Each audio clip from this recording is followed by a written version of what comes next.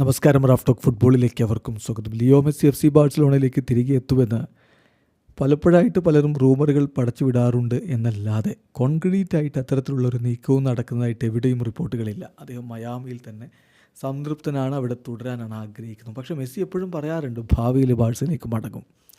അത് കളിക്കാരൻ എന്ന റോളിലാണ് എന്ന് തോന്നുന്നില്ല, മറ്റേതെങ്കിലും റോളിൽ അദ്ദേഹം ബാഴ്സലോണയിലേക്ക് എത്തിയേക്കും. എന്നാൽ ഇപ്പോൾ ബാഴ്സയുടെ ഇതിഹാസ താരമായിരുന്ന പിന്നീട് അവരുടെ കോച്ചായ റൊണാൾഡ് കൂമാൻ പറയുന്നു അയാൾ അവിടെ ഉണ്ടെങ്കിൽ ബാഴ്സയിലേക്ക് മെസ്സി എത്തുമെന്ന് ഞാൻ കരുതുന്നില്ല.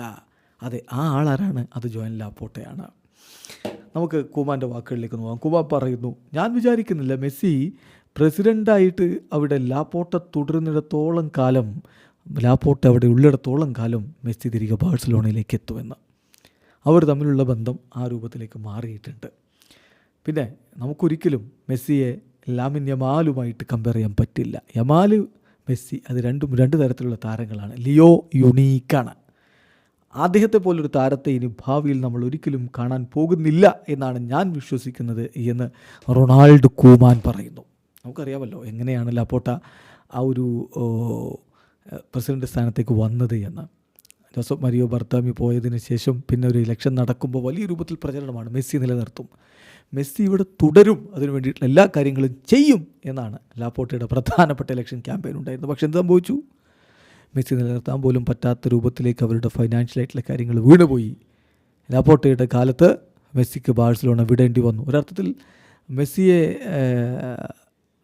അവർ പറഞ്ഞു പറ്റിച്ചു എന്ന് പറഞ്ഞാൽ പോലും അത്ഭുതമില്ല. കാരണം മെസ്സി 2021 കോപ്പ അമേരിക്ക കഴിഞ്ഞ് വലിയ സന്തോഷത്തോടു കൂടി ബാഴ്സലോണയിൽ കോൺട്രാക്റ്റ് പുതുക്കാൻ വേണ്ടി പോയതാ.